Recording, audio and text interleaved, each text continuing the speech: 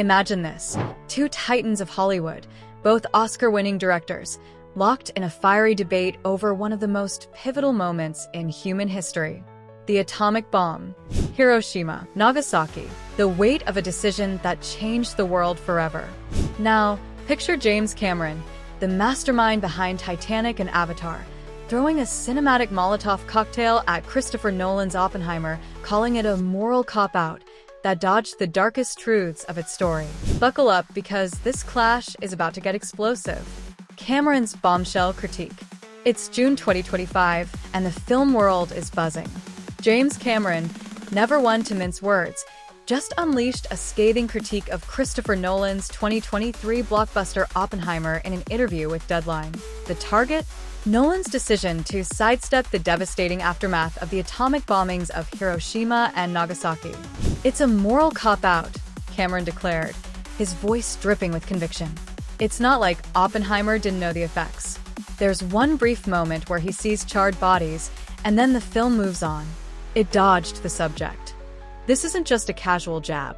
Cameron's words have ignited a firestorm, pitting two of cinema's biggest names against each other. But why does this matter? Oppenheimer wasn't just a movie.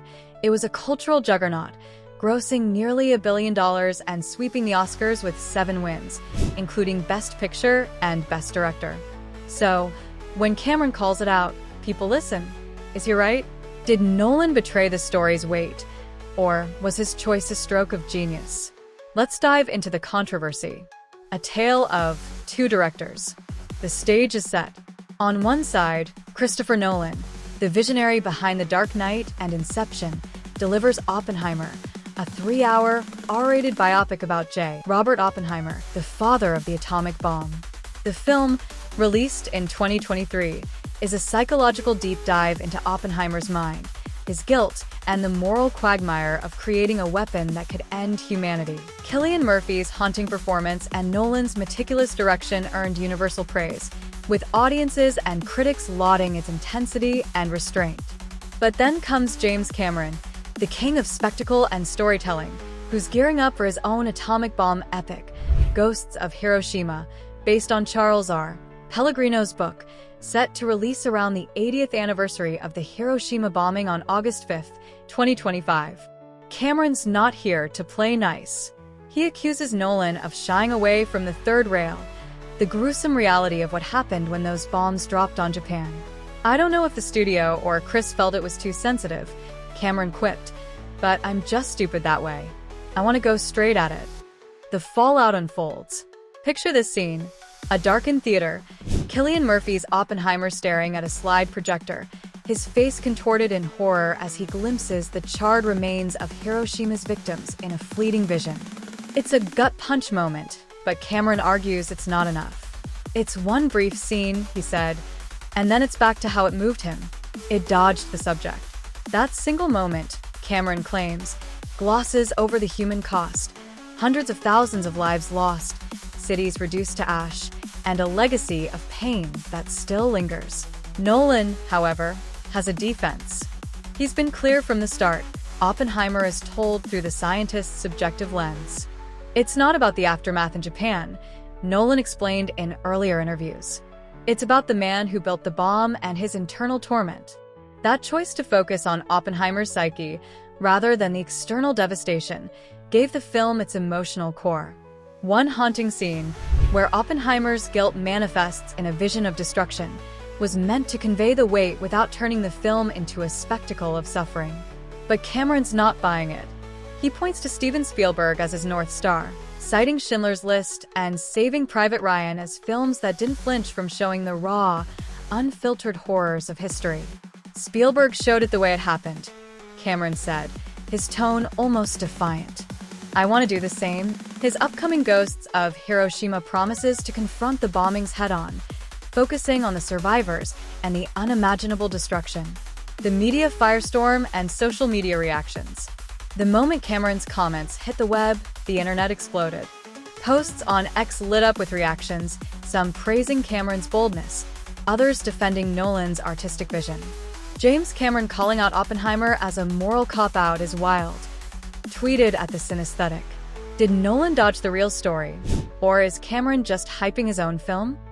Another user, at CinemaWire News, posted, Cameron says Nolan didn't show the darker human cost of the bombs. Do you agree? Sparking heated debates in the replies.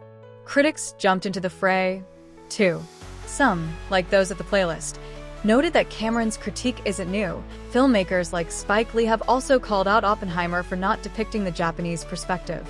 Others, like World of Real, argued that Nolan's restraint was deliberate, with a single haunting scene saying, more than any graphic montage could. The divide is clear. Some see Nolan's focus as a masterstroke, others as a convenient sidestep. Cameron's track record and Nolan's legacy. Let's zoom out. James Cameron isn't just any director.